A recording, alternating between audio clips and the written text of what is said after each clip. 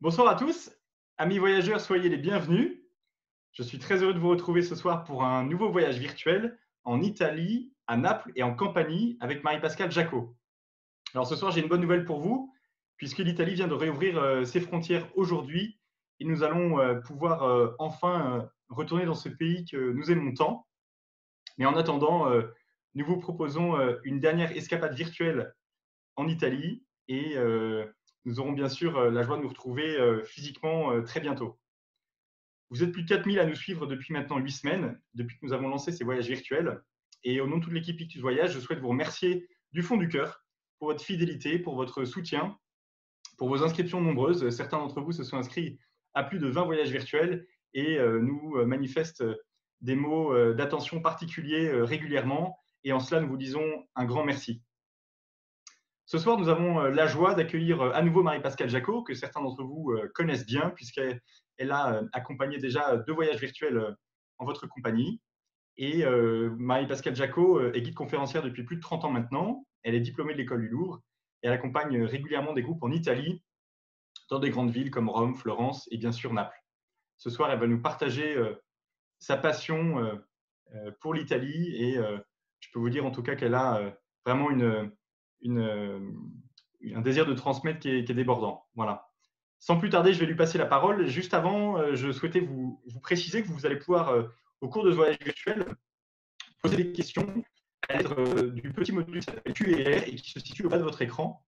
Nous aurons à peu près une quinzaine de minutes à l'issue du voyage virtuel pour poser des questions à Marie-Pascale Jacot. Et n'hésitez pas, dès le commencement du voyage, à saisir vos questions pour que nous puissions les transmettre à Marie-Pascale au bout des 45 minutes. Je vais maintenant passer la parole à Marie-Pascale. Est-ce que Marie-Pascale, vous m'entendez? Oui, je vous entends. Bonsoir Marie-Pascale. Bonsoir. Alors, je vais vous laisser activer votre caméra et vous allez nous Oui, trouver totalement. alors pour l'instant, je ne peux pas parce que apparemment c'est vous qui l'avez arrêté et donc il me met qu'il y a un message comme quoi c'est vous l'animateur qui l'avez arrêté. Je crois que normalement, voilà, vous pouvez l'activer maintenant parce qu'elle est activée de notre côté. Non, ça ne marche pas pour moi pour Alors, le moment. on va recommencer. Je vous prie de nous excuser pour ce petit interlude technique. Voilà. Voilà, normalement, Marie-Pascale, vous pouvez Non, la démarrer. voilà, je peux démarrer ma vidéo. Parfait. Eh bien, je vous souhaite la bienvenue. Attendez. Non, je peux Si, toujours. voilà, votre vidéo est bien activée, on vous voit, c'est parfait.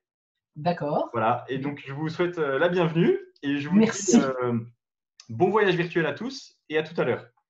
Merci beaucoup, Vianney. Donc, bienvenue à tous et je vous propose cette fois-ci de vous emmener en Campanie et vous allez voir s'afficher à l'écran la carte de la Campanie qui est une région située au sud de Rome et Naples est le chef-lieu de cette région et ça s'appelle Campanie tout simplement parce que ça provient du nom de campagne. Alors, il y a aussi une autre source qui dit que c'est lié au nom de Capoue. Donc, Capoue, c'est la ville que vous avez le plus au nord sur votre carte et qui était la ville la plus importante dans l'Antiquité, qui dépassait bien sûr la ville de Naples au départ. On parlait des délices de Capoue, c'était une ville de villégiature. Et puis par la suite, c'est Naples qui va prendre le dessus. Donc Naples, c'est une ville très ancienne, qui a plus de 2800 ans d'histoire. Et depuis toujours, les Romains, puis par la suite les grandes familles, sont venus s'installer pour construire des maisons de villégiature sur les bords de la mer. Alors, on va voir la ville de Naples, et notamment en arrière-plan, le Vésuve, qui est le fameux volcan qui va tant impressionner dans l'Antiquité. Sachez qu'au 1er siècle, il était considéré comme mort, et donc ça va être une surprise en l'an 79 quand il va se réveiller. Donc Naples est juché finalement et coincé entre la mer d'un côté et un îlot rocheux, et puis surtout au centre d'un élément volcanique intense, puisqu'il y a une quarantaine de volcans tout autour de la région. Mais c'est une région magnifique, et vous allez voir qu'avec une vue dans l'autre sens, avec le Vésuve dans le dos, on s'aperçoit que la ville est construite en fait sur les hauteurs, et qu'elle s'est faite finalement en empilant les époques les unes sur les autres. Il y a très peu de restes antiques, parce que les villes successives ont remplacé petit à petit en modernisant, et n'ayant pas beaucoup de place, eh bien, les constructions se sont empilées.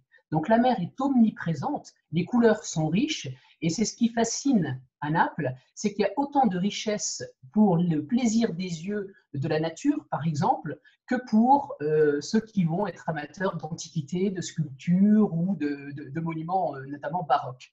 Alors la ville de Naples doit son nom à l'antique, puisque son nom auparavant était Néapolis, nouvelle ville. Elle a été établie par des colons grecs qui venaient d'abord de la colonie de Cume, on en parlera dans un instant, et qui par la suite vont s'établir à Naples et développer cette ville. Alors, l'un des monuments qu'on va voir en premier, c'est le château fort construit par les Angevins, donc sur la prochaine, qui est un des symboles de la ville. Et c'est un château fort qui a été construit au XIIIe siècle par Charles d'Anjou, angevin, qui provient du royaume de Sicile. Ce qu'il y a, c'est qu'il est chassé par les Aragonais et il vient établir une nouvelle capitale à Naples. La ville s'est déjà développée. Il trouve un terrain propice entre la mer et le centre-ville. Il y établit ce château fort qui ressemble très fortement à celui du château d'Angers, d'où provient sa lignée, et qui permettait d'accueillir la cour. Donc on a cette partie ancienne, mais juste à côté, vous apercevez une croix avec un dôme de verre qui est en fait un passage couvert. Et à l'intérieur, regardez, comme on est impressionné par l'ampleur de la hauteur de ces verrières, par ce gigantisme, puisque ce passage couvert était un raccourci entre la rue la plus importante, enfin, je dis était, mais et toujours, entre la rue la plus importante qui est la Via Toledo et puis l'accès au théâtre. On ira dans un instant. Et donc les rues ont été tout simplement couvertes de cet énorme dôme, mais c'est bien sûr influencé des passages couverts parisiens. Et puis celui qui est peut-être le plus célèbre en Italie, celui qui est à Milan, de la galerie Victor Emmanuel II. Alors au rez-de-chaussée, il y avait des boutiques, et aux étages, eh bien, vous aviez des bureaux et ensuite des logements. Alors en empruntant la galerie de gauche, à la sortie, regardez, on tombe face à face avec le théâtre San Carlo, donc qui a été bâti au XVIIIe siècle, mais qui rappelle que la tradition du théâtre lyrique a toujours été quelque chose d'important depuis l'Antiquité à Néapolis, à Naples. On sait que Néron, d'ailleurs, joua sur la scène du théâtre romain de Néapolis au 1er siècle, et que ça a été une tradition. Et donc, ce théâtre a été élevé 50 ans avant la Scala et avant la Fenice de Venise. Verdi a assuré de nombreuses saisons, et puis de grands auteurs, de grands compositeurs y ont été acclamés. Et à l'intérieur, regardez, vous avez une salle magnifique en forme de fer à cheval qui peut accueillir plus de 1400 personnes avec uniquement des loges et un décor qui est absolument époustouflant, de bas-reliefs dorés, de stuc, mais aussi beaucoup en papier mâché, et notamment la loge que vous avez juste dans l'axe, qui est la loge royale, donc réservée au vice-roi d'Espagne. Cette loge, en fait, n'est que de décor factice. Pour ne pas alourdir la structure, tout est en fait en décor léger pour éviter la fragilisation.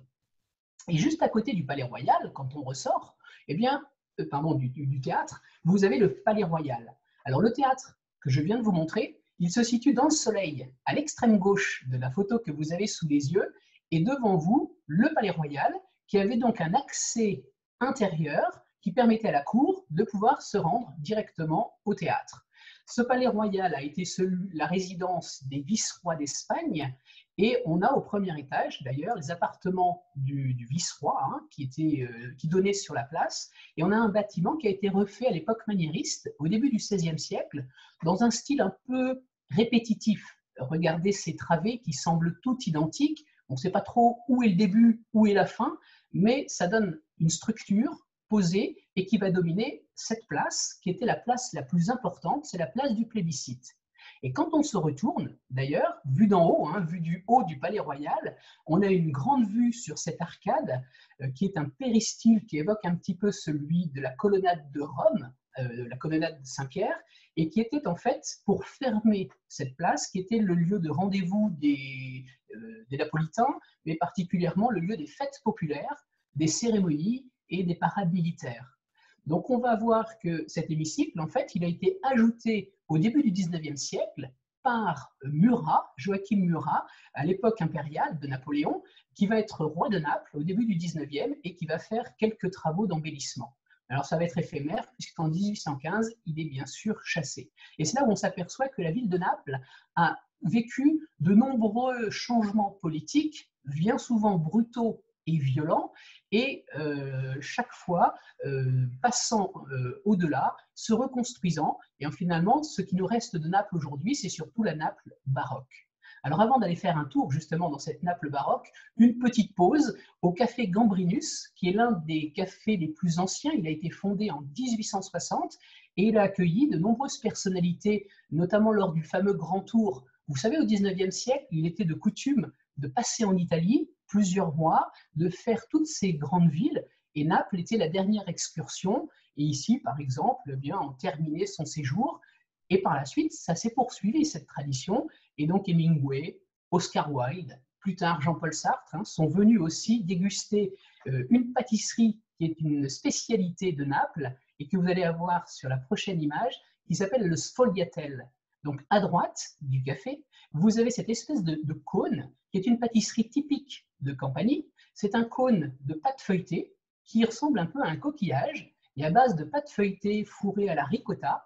On le parfume de vanille, de cannelle ou même d'écorce d'orange et on peut déguster ça juste à la sortie du four, un peu tiède, et ça permet de démarrer le matin. Et donc maintenant qu'on a pris notre petit encas, eh bien, je vous propose de partir dans le centre historique de Naples, où vous allez voir sur cette vue panoramique cette densité de palais, d'églises. On dit qu'à Naples, il y a plus de 1000 églises. Alors, bien sûr que c'est exagéré, il n'y en a que 448.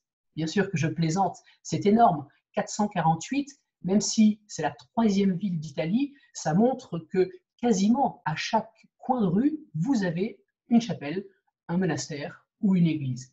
Mais tout ceci sera remis au goût du jour au XVIe siècle, au XVIIe et au XVIIIe, dans un goût baroque.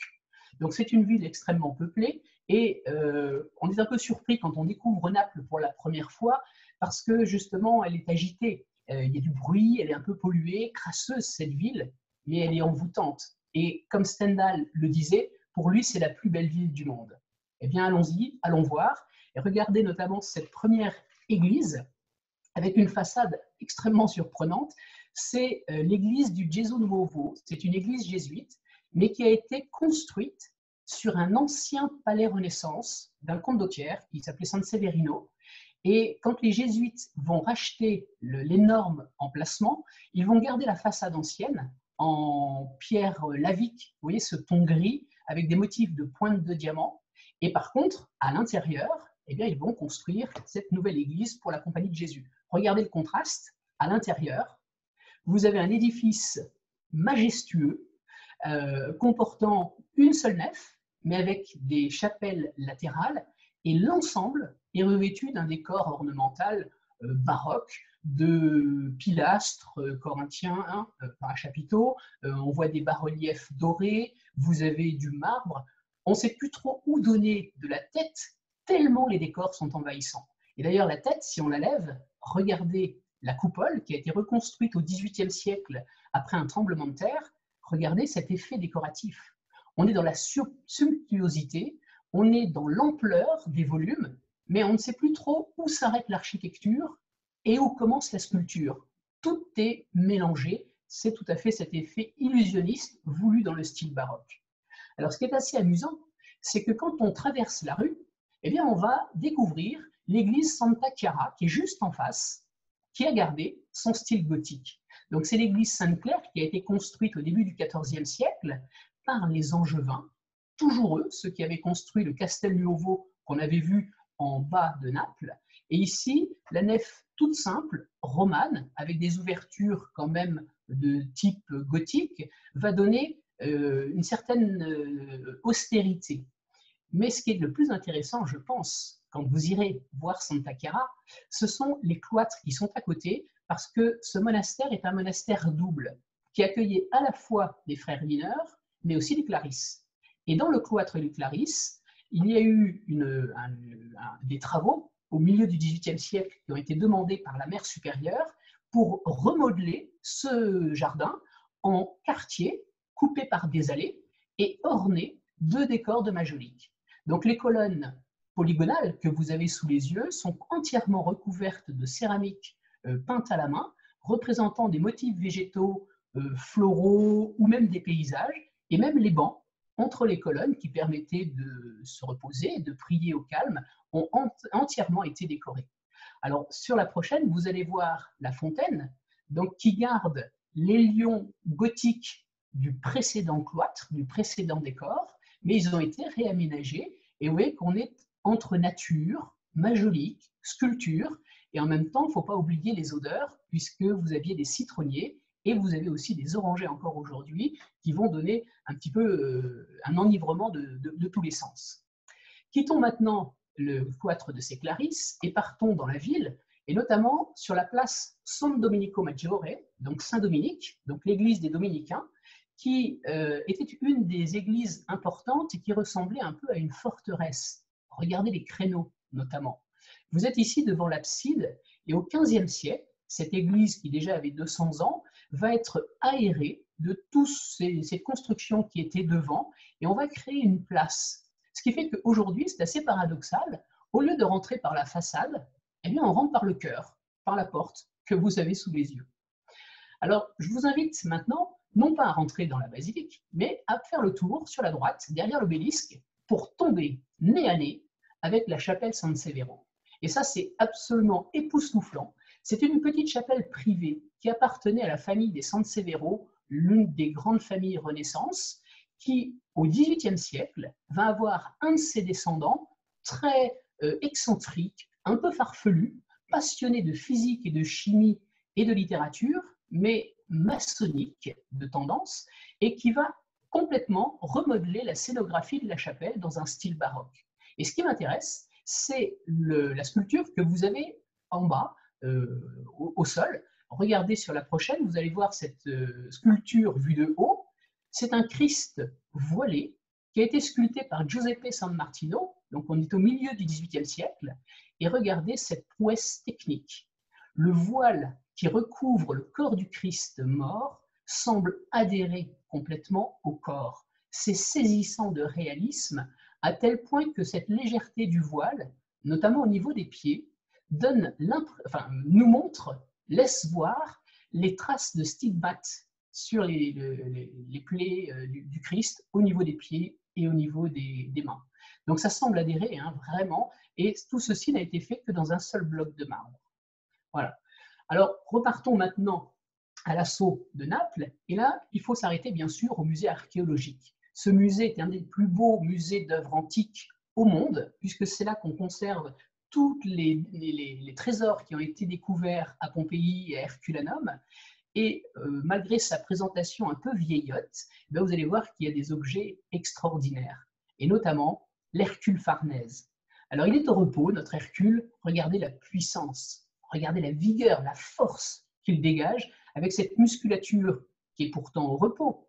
Il est accoudé sur sa massue, la massue est cachée par sa peau de lion, mais on sent les muscles bandés, la vigueur, la puissance à venir. Et en fait, cette sculpture qui fait quand même 3 mètres de haut, regardez les visiteurs à droite, ils semblent tout petits, et donc on a cette sensation, mais on est invité à tourner autour de cette sculpture, notamment pour aller voir ce qu'il tient dans la main. Et en fait, il tient les pommes d'or du jardin des Hespérides. C'est une sculpture étonnante et qui bouleverse, qui est en fait une copie grecque, mais qui a été réalisée au IIe siècle et qui appartenait aux Farnèse. Une autre surprise dans ce musée, c'est notamment le premier portrait peint de l'histoire de l'art. C'est celui du couple de boulangers, les Proculus, qui étaient représentés dans leur maison à Pompéi. Donc la fresque a été détachée, et donc elle est conservée au musée de Naples. Et ces boulangers ne sont pas représentés au travail, ils sont représentés comme des intellectuels. Lui tient un papyrus dans la main, elle un stylet, et donc c'était un portrait qui ornait l'une des pièces de leur maison, et donc on sent nos parvenus, nos nouveaux riches, qui veulent se faire représenter comme des intellectuels. Alors on a des fresques à Pompéi, mais on a aussi des mosaïques. Et effectivement, les mosaïques se conservent de manière parfaite, hein, malgré les aléas et les éruptions. Et ici, vous avez deux mosaïques. L'une représente un squelette tenant deux pichets et qui est en fait une sorte de vanité qui est là pour rappeler aux convives qui vient manger dans cette maison, et bien qu'effectivement, aujourd'hui, il peut se nourrir, il a des richesses, mais que de toute façon, un jour, il mourra et il sera comme ce squelette. C'est une façon de prévenir. Alors, elle est en noir et blanc, cette mosaïque, mais bien sûr qu'on va en découvrir d'autres qui sont en couleur. Et c'est là où on est estomaqué par la qualité du travail de ces petites tesselles qui font 2 à 3 mm, mais qui permettent des nuances de ton. Regardez la vivacité de ce chat hein, qui se jette sur l'oiseau, ou même le pelage de ces canards, de ces poissons. On a une polychromie d'origine qui a été parfaitement bien conservée. Maintenant, quittons le musée de Naples. On pourrait y rester 2 heures, hein, mais n'hésitez pas à y aller. Je vous propose de partir dans le métro. Ben oui, pourquoi pas. Et le métro, en fait, à Naples, a été inauguré en 2012 et la station Toledo a été élue la plus belle d'Europe. Regardez, la raison, c'est qu'on passe d'une mosaïque antique précédente à des mosaïques modernes. Et ces mosaïques bleues qui donnent un effet d'océan, de profondeur, ont été commandées en fait à des artistes contemporains et chacune des salles du métro est une galerie d'art. Et pour la modique somme d'1,30 €, vous allez voir d'ailleurs sur la prochaine, eh bien vous êtes invité dans une galerie d'art contemporain dans les entrailles de la Terre, comme si vous étiez dans la profondeur des mers. Donc là aussi, on s'aperçoit que les Napolitains vont apprécier l'art moderne. Et quand on ressort à la station Toledo, eh bien on va tomber sur la plus grande artère de la ville, la Via Toledo, qui a été percée au XVIe siècle par les vice-rois d'Espagne, et ça permet de séparer la ville en 2 parties, puisque cette rue coupe du nord au sud, hein, descend jusqu'à la mer. D'un côté, on va avoir le centre-ville, le centre historique que je vous ai montré, et de l'autre côté, le quartier des Espagnols. Donc ce quartier, on va voir sur la prochaine que c'est un quartier extrêmement dense, très populeux, qui a été construit il y a 500 ans, juste en quelques semaines, pour pouvoir accueillir les garnisons et les troupes espagnoles du vice-roi d'Espagne, qui étaient là bien sûr pour protéger Naples, mais en même temps surveiller les Napolitains. Donc ce quartier n'a pas beaucoup évolué, il est sur des pentes relativement abruptes, mais les ruelles sont assez sombres, étroites, et il y règne bien sûr une vétusté, hein, une certaine saleté, et surtout c'est le règne de la Camorra, c'est-à-dire cette organisation criminelle de Naples, qui est la mafia, et donc ça a une réputation assez mauvaise de prostitution, le crime, etc. Mais en même temps, vous avez un charme. Le vrai Naples, il est là. Et regardez ici, on voit ce linge qui sèche entre 2 immeubles en travers de la rue, les façades un peu décrépies, l'étroitesse, mais c'est la vie. De même que les commerces, vous allez voir, qui ont juste leurs étals qui débordent. Donc sur la prochaine, vous voyez cette épicerie où on a cette femme qui vend toutes sortes d'épices, de fruits, de légumes. Imaginez hein, l'odeur d'ail, de poisson et tout ce qui peut se dégager. Et en poursuivant dans ces rues étroites, hein, il vaut mieux faire ça la journée hein, que la nuit, c'est encore déconseillé aujourd'hui, eh bien vous ne manquerez pas de tomber sur ces oratoires un peu improvisés, mais qui sont quasiment à chaque coin de rue, où vous verrez des madames en plastique dans des oratoires de fortune. Et ce qui est amusant ici, et ce qui m'a plu, c'est de voir le côté moderne. Vous connaissez peut-être le graffeur, hein, le street art de Banksy, et ici il a réalisé la Vierge au pistolet à gauche. Vous voyez qu'elle lève les yeux, ça a été réalisé au pochoir, mais elle ne lève pas les yeux vers le ciel, elle lève vers le pistolet. Donc il y a bien sûr une corrélation avec l'activité de la Camorra. Prenons maintenant un peu de hauteur, continuons à grimper sur la colline du Vomero, où vont dominer 2 bâtiments importants. D'une part, la forteresse San Telmo, qui était le lieu de garnison de ces troupes, donc d'un effet assez austère, massif et menaçant. Et juste à côté, vous avez la chartreuse San Martino, qui elle aussi donne un effet monumental, mais surtout garde son côté gothique, seulement à l'extérieur. Je vous emmène maintenant directement dans l'intérieur de cette nef, de l'église des Chartreux, Et regardez, on est à nouveau avec ce décor baroque. C'est vraiment ce qui frappe à Naples, c'est que bien souvent, la structure extérieure est restée dans ce style soit gothique, soit Renaissance, mais que par la suite, à l'époque des Vicerois, au XVIIe et au XVIIIe siècle, tous les décors vont être transformés dans ce goût nouveau, apprécié à Naples, le goût baroque, de stuc, de bronze, de marbre, d'effets colorés, de fresques. Et juste à côté, eh bien, on va repartir dans un goût beaucoup plus posé. C'est le grand cloître de ces Chartreux qui a été remodelé au XVIe siècle par Fanzago, qui est l'un des grands architectes baroques, et dans une construction très harmonieuse, où vous avez une colonnade à l'antique, avec des colonnes de marbre de Carrare, et qui donne une sorte de pose visuelle. Avec nos yeux français, le baroque parfois est un petit peu lourd, on ne sait pas trop où arrêter notre regard, et ici, dans ces cloîtres, au contraire, on respire. Regardez notamment dans le jardin, dans l'angle, vous avez une balustrade, et en fait, c'est le cimetière des Chartreux. Et de plus près, vous allez voir que ce cimetière est entouré entièrement de motifs de marbre, sculptés avec des décors de crâne, d'ossements, et qui révèlent la fonction de cette balustrade, de cet enclos à l'intérieur même du cloître. Dans San Martino, vous avez aussi quelque chose d'assez étonnant, c'est que c'est un des plus grands musées conservant les crèches napolitaines.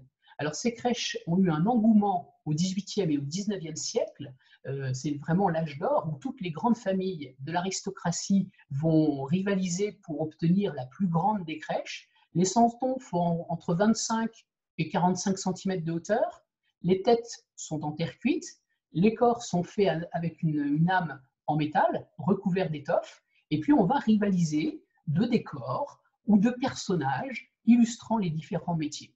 Alors ce qui est assez amusant, c'est qu'au moment de la découverte de Pompéi, au milieu du XVIIIe siècle, eh bien, on va découvrir des ruines antiques. Et les grottes qui permettaient d'héberger la Sainte Famille vont être remplacées par des édifices antiques en ruine. Un peu plus haut, dernier monument que je vous montre sur Naples, eh bien, c'est le musée de Capodimonte, qui était donc la résidence du vice-roi de Naples, du vice-roi d'Espagne, et qui va être transformé en musée. Et c'est l'un des plus grands musées. Il y a plus de 160 salles. Bien sûr qu'on ne va pas toutes les faire. Je vous ai juste fait un petit pot pourri sur la prochaine pour vous mettre l'eau à la bouche. Mais n'hésitez pas à parcourir une bonne partie de ces salles. On a des trésors.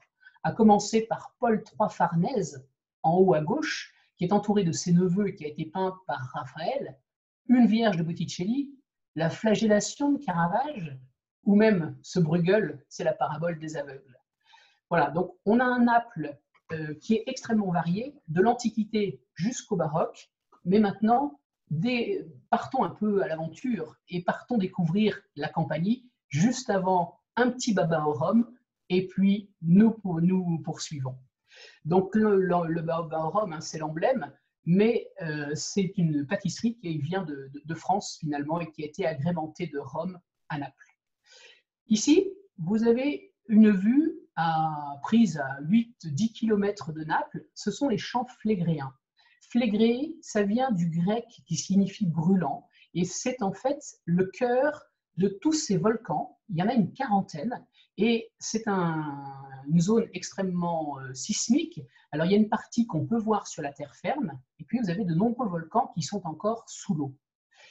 Vous allez voir que le volcan le plus actif en ce moment, c'est celui de la Solfatara, de la terre de soufre, qui est un vaste cratère de 700 mètres de diamètre, qui ressemble un peu à un paysage lunaire, avec un sol qui est très chaud, sableux. Donc là, nous sommes au cœur du cratère, et quand on se rapproche, eh bien, on s'aperçoit qu'il se dégage de nombreuses fumerolles, comme celles que vous avez à l'écran, qui font des dépôts jaunes, donc trahissant la présence de soufre. Vous n'avez pas l'odeur, mais vous imaginez cette odeur d'œuf pourri. Alors les dépôts peuvent être jaunâtres, mais aussi peuvent être rouges, comme celui qu'on va voir sur la prochaine.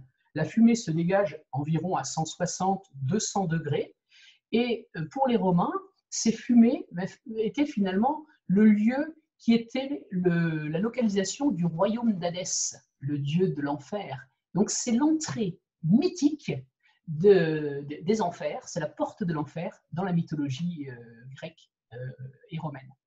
Alors, il y a cette activité de fumée, mais il y a aussi cette activité de boue bouillonnante. Et c'est là où on s'aperçoit que l'activité est toujours présente, donc ça se dégage et ça crée une activité importante. Ce n'est pas dangereux, beaucoup moins que le Vésuve, mais ça montre que la Terre travaille. Alors, un petit peu plus loin, nous allons à 5-6 km de là, du côté de Cumes, où là, vous avez ce rocher, et c'était l'ancienne antre de la Sibylle de Cumes.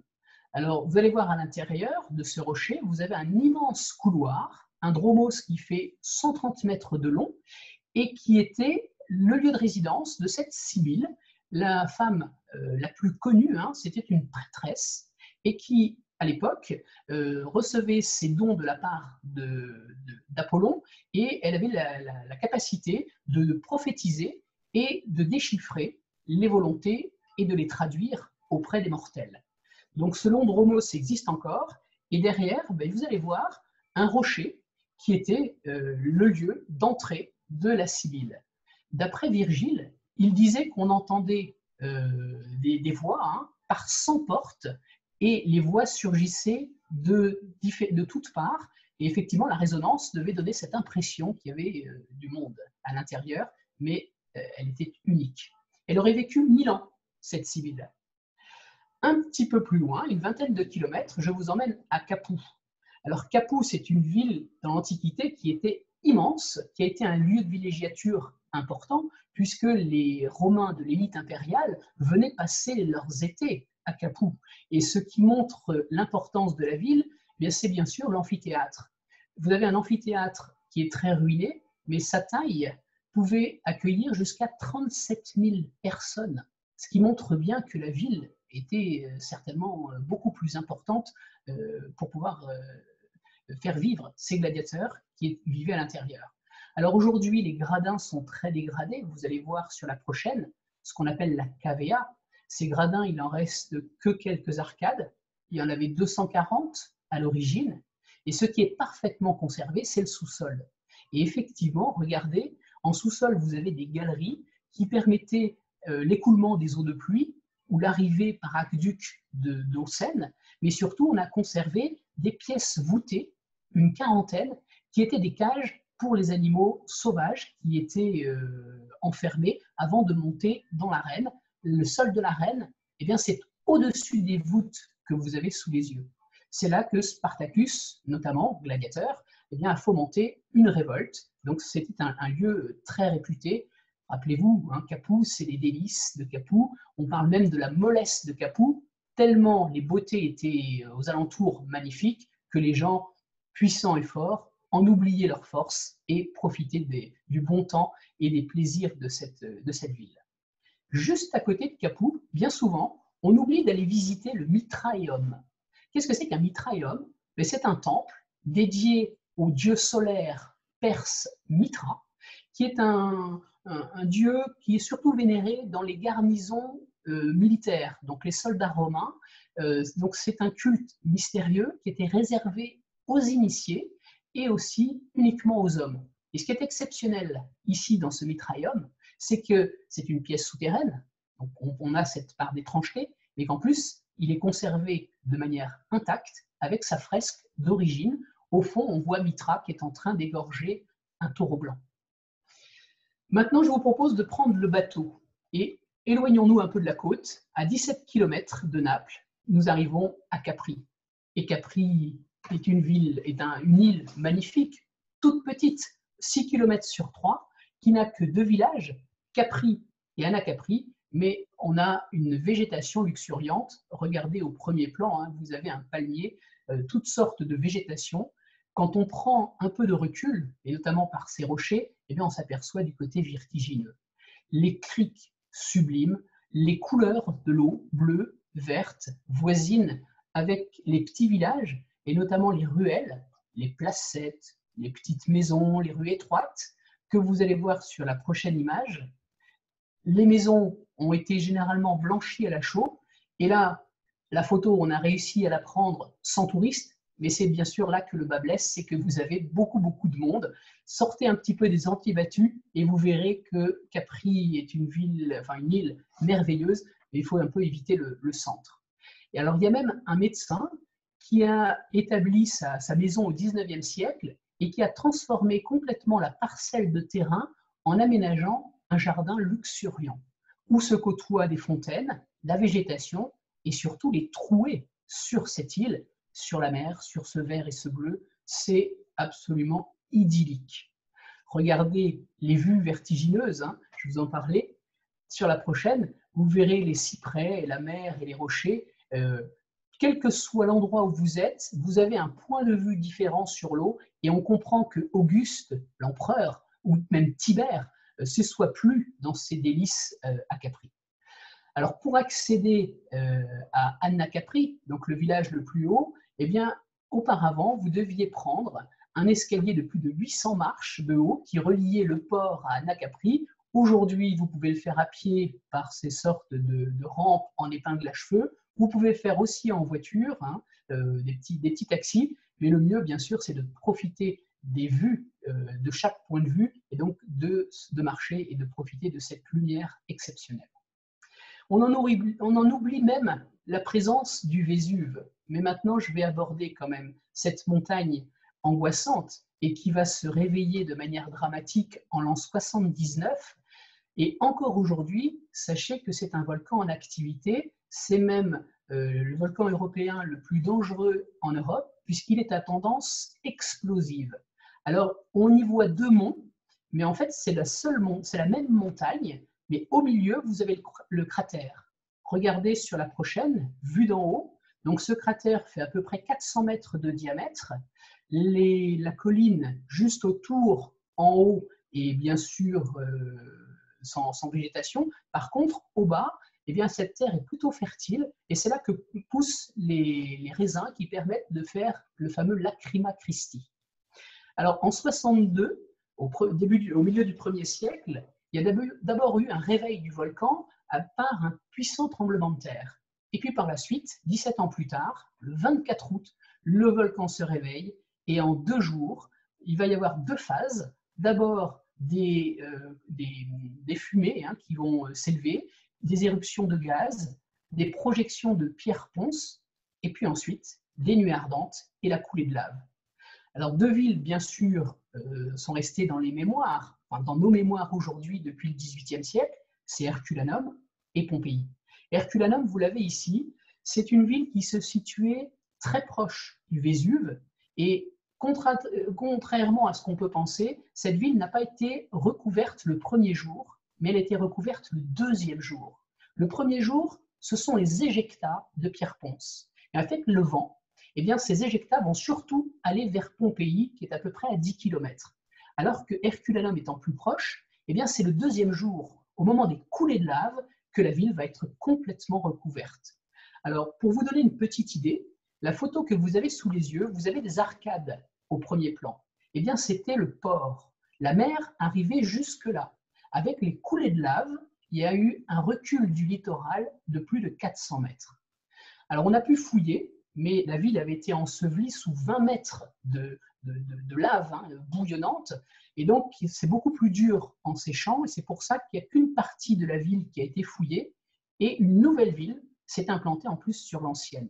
Alors regardez les parties qui ont été dégagées, vous avez ici une rue avec un pavage de pierre, et ce qui est incroyable, nous sommes qu'au 1er siècle, vous avez des trottoirs.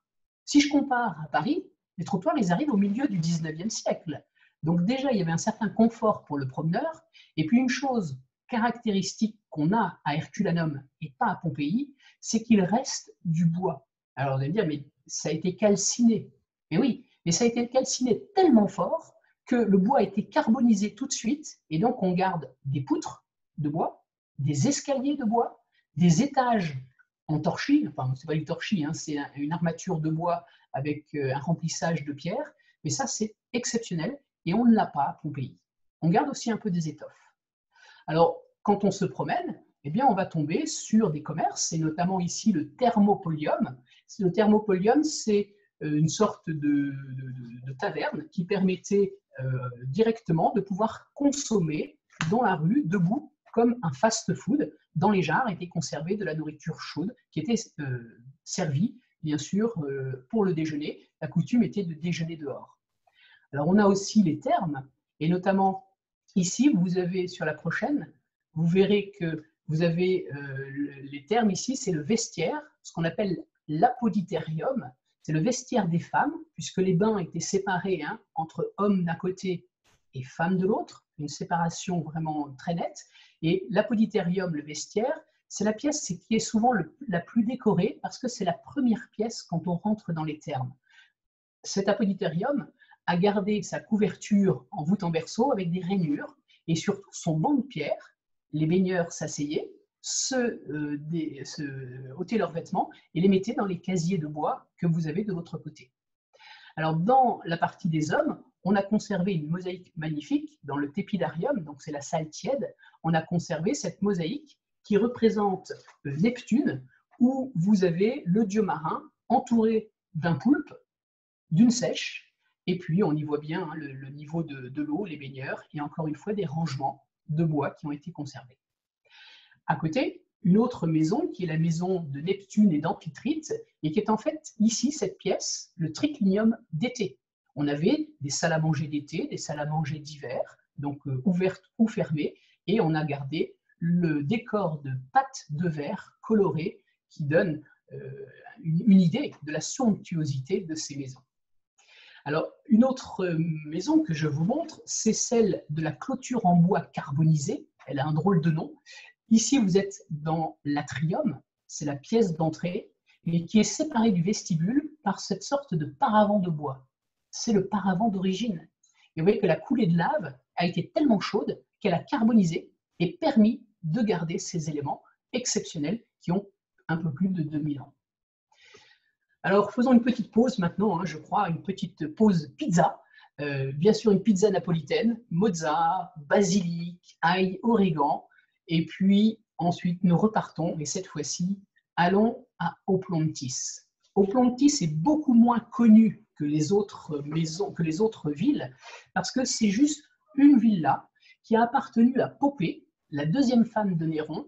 Et c'est une villa de villégiature qui se trouve juste à côté de Pompéi. Et elle a été découverte avec les fresques d'origine. C'est une villa magnifique, plus d'une centaine de pièces, qui donnait directement sur la mer, avec un quartier pour les appartements impériaux et un quartier pour les esclaves. Et dans cette villa, on a découvert une piscine gigantesque. Vous allez voir le bassin qui fait plus de 61 mètres de long, c'est plus qu'une piscine olympique, et qui était accessible par des escaliers que vous avez dans l'angle en face. Et on a remarqué que le sol était légèrement de biais pour permettre un écoulement naturel du trop-plein de l'eau. À l'intérieur, les fresques sont d'une fraîcheur étonnante. Ici, vous êtes dans les thermes privés de Popée, dans le caldarium, c'est-à-dire la salle chaude. Regardez ce rouge pompéien, ce jaune. Alors bien sûr, il y a quelques lacunes, mais on y voit un décor d'architecture illusionniste et qui montre bien le standing de cette villa. Dans la pièce à côté, c'est le triclinium, c'est-à-dire la salle à manger, où on y mangeait à demi couché. Regardez le talent, je dirais, un peu plus élaboré pour représenter les colonnes de différentes nuances de tons. Il y a des profondeurs, il y a de l'ombre, et puis surtout, on a une complexité de l'espace où il y a des ouvertures qui sont créées pour donner un effet de ciel, un effet de nature. Alors, quand on regarde un petit peu les détails, regardez, vous avez ici un panier de figues extrêmement savoureux. Quel talent pour représenter ces natures mortes. Ou même cette coupe de verre, où on sent bien la matière fragile et transparente. Ou bien le voile qui est posé sur ces fruits pour les protéger des oiseaux et des animaux. Et d'ailleurs, les oiseaux sont très nombreux dans cette maison, où sur chacune des pièces, même dans les couloirs, vous allez retrouver les oiseaux qui picorent, qui viennent boire à la fontaine, comme la perdrix qui est ici, ou ce fameux oiseau, qui est peut-être l'image la plus connue d'Oplontis, qui est sur une étagère de bois, donc en illusion, et qui est en train de dévorer une figue. Alors on voit aussi de nombreux pans puisque le pan, c'est le symbole d'Héra, la femme de Jupiter. Et rappelez-vous, la villa appartenait à Popée, femme de Néron, femme de Jupiter. Il y a un lien. Maintenant, descendons un peu plus bas, et je vous invite à faire un tour finalement en Grèce, mais tout en restant en Campanie. Dans le sud de la Campanie, nous sommes à Paestum. Et Paestum, c'est l'ancienne Poséidonia, c'est une des premières colonies où les Grecs se sont installés. Et puis ensuite, la ville a été ravagée par les Sarrasins et a été abandonnée. Et aujourd'hui, eh bien, vous pouvez y retrouver encore ces temples, comme celui que vous avez sous les yeux. Il y en a 3 qui ont été conservés dans une solitude assez incroyable. Vous allez voir sur le suivant que ça ressemble plus à une basilique, parce qu'en fait, ce temple qui est dédié à Héra a perdu son entablement et son fronton, mais on y voit bien ces colonnes lourdes, massives, et surtout la forme particulière des chapiteaux. C'est pas tout à fait du style dorique, c'est plus archaïque, où on a ces gros chapiteaux qui forment un peu comme une vasque. On a une autre particularité, c'est la forme renflée des colonnes, assez arrondies au milieu. Ça donne un effet de profondeur et de hauteur encore plus important. Et le dernier temple, c'est celui dédié à Athéna. Alors, on pense que le site a pu être réutilisé par la suite, puisque dans ce temple d'Athéna, on a découvert 3 tombes médiévales, et peut-être que ça a été transformé pour un temps en église, ou juste comme lieu d'ensevelissement. En remontant vers Pompéi, où nous allons terminer notre visite, on va d'abord faire une petite halte à Salerne. Salerne, c'était la capitale des Normands au début du XIIe siècle, et ces Normands vont établir une nouvelle ville à Salerne, et ils vont surtout construire cette cathédrale, et devant la cathédrale, un atrium, comme chez les Romains. Et cet atrium montre bien qu'il y a une sorte d'influence arabo-byzantine dans la construction de ces arcades. Regardez la polychromie, on a un peu une influence de Cordoue, quelque part. Rentrons dans la cathédrale et vous allez voir que la chaire, elle, est tout à fait dans un esprit roman, massive, portée sur des hautes colonnes à l'antique. Mais si vous regardez le décor de marbre et de mosaïque, les entrelacs évoquent encore une fois les décors qu'on peut trouver dans une mosquée, par exemple. Et maintenant que vous avez en tête cette architecture romane, arabo-byzantine, on va descendre à la crypte, et alors là, la surprise est totale. Regardez, ce n'est pas une crypte romane, on s'attend pourtant à ça, mais on va avoir une crypte rococo, parce qu'au XVIIIe siècle, on va commander un nouveau décor sur la structure ancienne, donc de fresques, de bas-reliefs, de pierres dures, de motifs. On ne sait pas trop où poser les yeux, il y en a partout. Alors, ce qui est intéressant, c'est de savoir que juste sous le maître-autel, dans la balustrade que vous avez en bas, c'est le lieu où a été déplacé l'apôtre Saint Matthieu. Matthieu a été martyrisé en Éthiopie, mais son corps par la suite a été translaté, et donc il est présent ici dans la crypte de Salerne. Et maintenant, nous allons terminer par Pompéi. Pompéi, c'est cette ville connue qui va, à partir du milieu du XVIIIe siècle, créer un engouement pour l'antique sans précédent. Et on voit par la suite cette ville, petit à petit, qui va, après 1600 ans d'oubli, revenir on va redécouvrir les objets, les lieux, et donc on va pouvoir mieux comprendre la vie de ces hommes. Donc le Vésuve n'est pas loin, évidemment, et il a recouvert de 6 à 7 mètres de pierre ponce et de cendres la ville, et en l'espace de 2 jours, elle a été oubliée complètement. Alors, quand on prend un peu de hauteur, on a une vue un peu générale de cette ville qui comptait environ 20 000 habitants.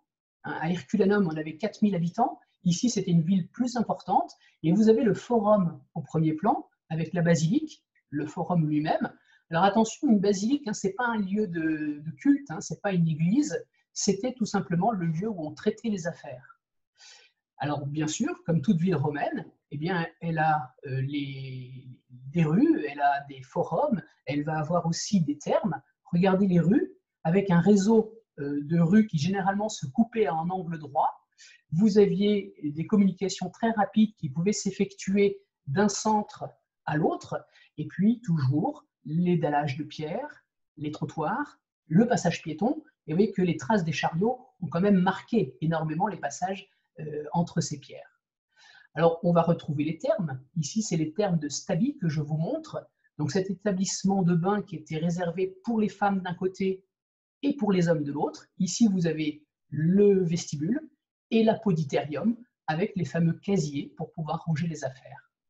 Alors, on a des théâtres, bien sûr. Quand je dis des, eh bien, vous allez voir qu'on a un grand théâtre qui pouvait accueillir plus de 5000 personnes.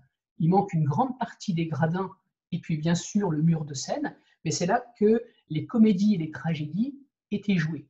Et juste à côté, vous avez un théâtre plus petit, c'est l'Odéon, qui pouvait contenir à peu près 1000 personnes et qui était complètement couvert. Donc, on a tous ces lieux de spectacle qui montrent bien l'importance de la ville. Et comme toute ville, eh bien, les commerces, mais aussi les lieux de plaisir, comme le lupanar que vous avez sous les yeux. On va avoir la maison, les maisons typiques, avec l'atrium. Ici, c'est la maison du Ménandre. Et on voit bien que cette maison, elle est attenante à un jardin qu'on voit juste derrière. Et ce jardin qui permettait de se reposer, d'avoir des fontaines, mais aussi de pouvoir faire des spectacles de mime ou même de concerts. Alors, passons donc au péristyle, sur la suivante, le péristyle de la maison du Ménandre, dont je vais vous parler ici. Donc, c'est l'une des maisons les plus importantes. On va retrouver des fresques dans la maison suivante. C'est la maison des Vétilli, qui étaient des riches marchands et qui vont se faire construire une maison moderne. Ils auront à peine le temps d'y habiter, que malheureusement la catastrophe va déferler, mais on garde cette couleur très fraîche. Et regardez ces jeux de perspective, on voit l'importance de la couleur dans l'Antiquité. Ici, c'est la maison du faune. Le faune est au centre de l'image. Et en fait, c'est une maison qui avait 2 atriums, 2 péristyles, et qui est en fait une maison énorme. C'était la plus grande de Pompéi. Donc on voit cette richesse. Alors on n'a que les pierres, bien sûr, et les fresques. Tous les objets sont conservés à Naples. Et pour terminer, eh bien, je vous invite à garder cette image de la Villa des Mystères. C'est une villa qui se trouve à la campagne, à peu près à 200 mètres de Pompéi. Et dans le triclinium, la salle à manger, vous avez ces fresques qui racontent l'histoire du rituel dédié au dieu du vin, Dionysos.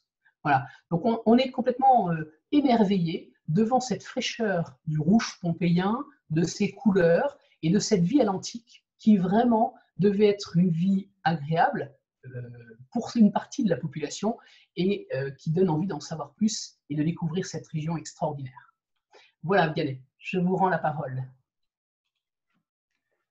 Merci beaucoup Marie-Pascale pour cette promenade réjouissante, passionnante.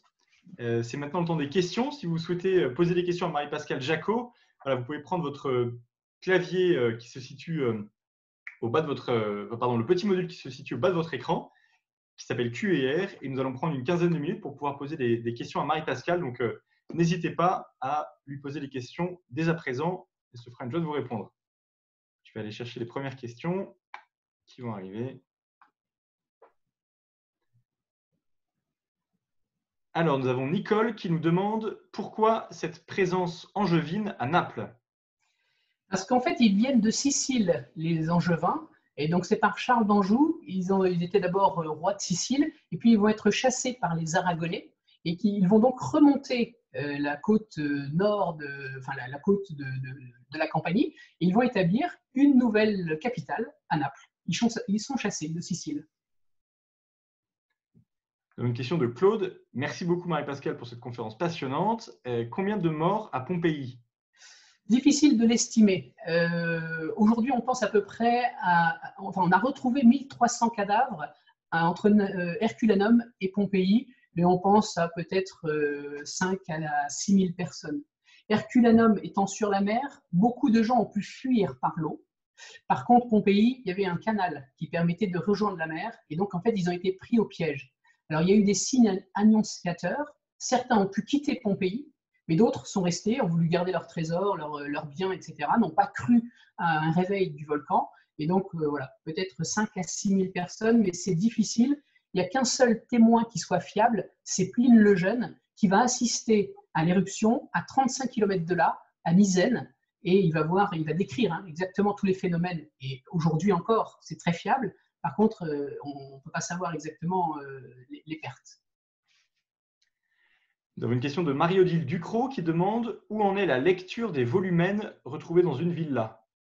Alors, effectivement, ces volumens, ils sont aujourd'hui conservés au musée de Naples et ils sont toujours en cours de déchiffrement. Donc, ils sont exposés par roulement. Ce sont des petits rouleaux très nombreux qui ont été découverts fortuitement en fouillant un des quartiers qui ne l'avait pas été encore à Pompéi. Et donc, on va retrouver une partie de ces documents. Ils sont en cours encore de travail, de déchiffrement. Nous avons Patrick qui demande quelle est votre ville préférée dans celle que vous nous avez décrite. Je pense que c'est Paestum.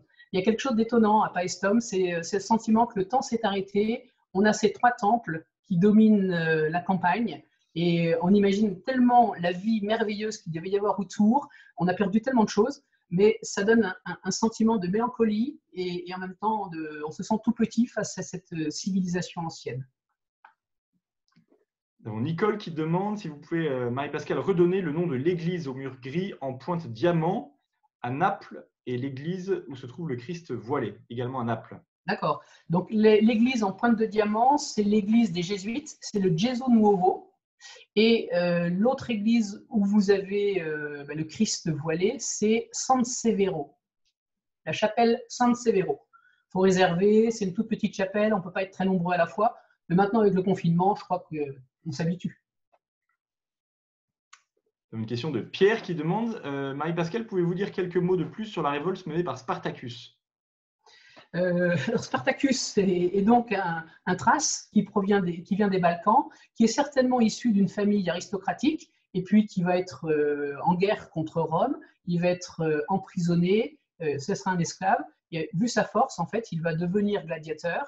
Et par la suite, comme c'est un homme plutôt intelligent, il va réussir en fait à liguer les gladiateurs contre les Romains. Et il va s'installer et créer une petite colonie, on pourrait dire, avec ses esclaves, et il va faire trembler Rome. Mais il va mourir une dizaine d'années plus tard, sans avoir complètement réussi à aller jusqu'à Rome pour renverser l'empereur. Il n'a pas réussi. Nous avons Christian qui demande quelle est la meilleure saison pour visiter Naples. Pardon, c'est Jean-Pierre. Jean-Pierre demande quelle est la meilleure saison pour visiter Naples. La meilleure saison, je pense que c'est comme Florence. L'idéal, en fait, c'est d'y aller quand il n'y a pas trop de touristes. Il n'y a pas trop de touristes en ce moment. Et puis, à l'automne et au printemps.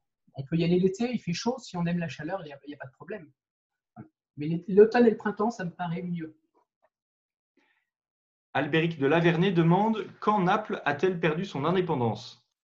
Alors, tout le temps. C'est-à-dire que sans arrêt, il y a eu des conquêtes brutales.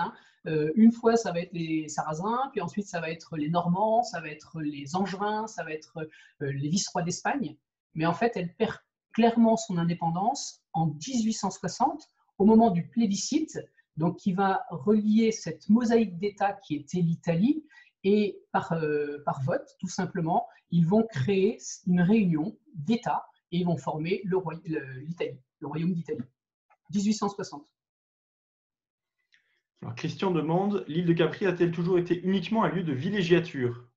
Oui, complètement. Lieu de villégiature. On dit même que c'est là que se trouvaient les sirènes. Vous savez, dans l'Antiquité, avec Ulysse qui revient de la guerre de Troie, eh bien, il se serait attaché à un mât pour éviter d'être séduit par les sirènes, et les sirènes auraient eu comme antre Capri.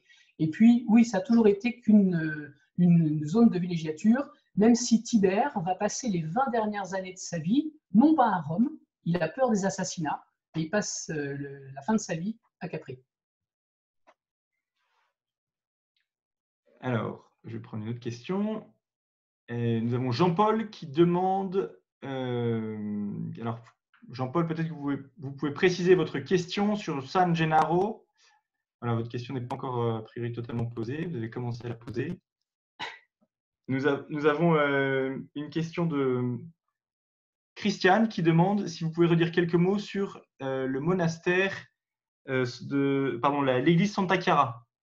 Alors, Santa Chiara, c'est donc l'église des Clarisses. Hein. Donc, c'est une église qui a été construite par les Angevins à la demande, en fait, de la femme de Charles d'Anjou, donc Angevin, qui avait son frère qui était franciscain.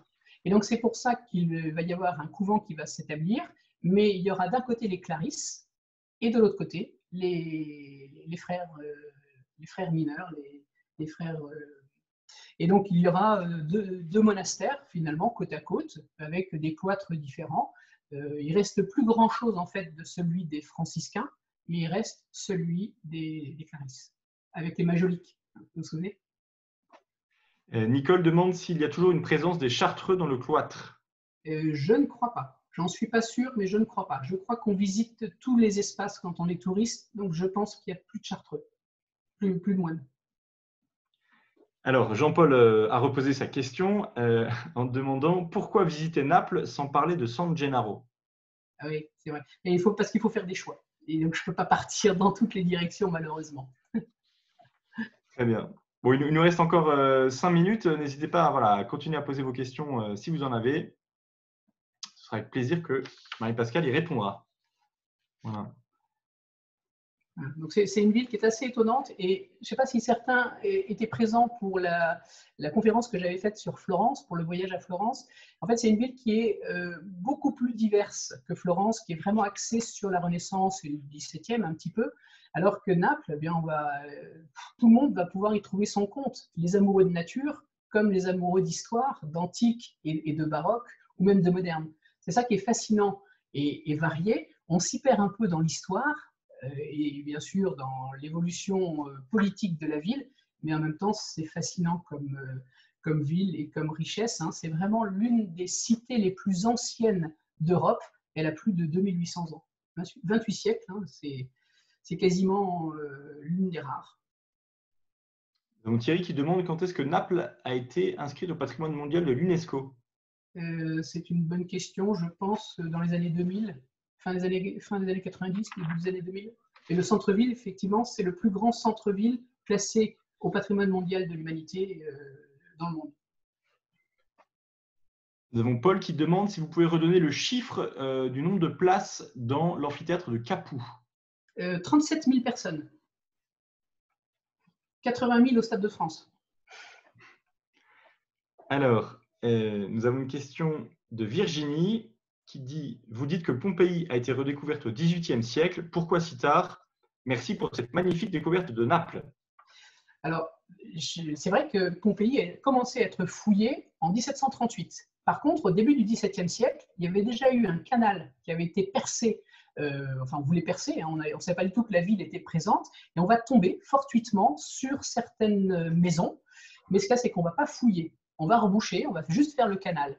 Et c'est seulement en 1738 qu'on prend la décision de manière réelle de fouiller et de prélever les trésors. Le but n'est absolument pas scientifique, le but est de récupérer de l'or, des statues ou des objets, mais petit à petit, ensuite, on mettra en place des fouilles archéologiques un petit peu plus solides et scientifiques qui permettront d'aller plus loin.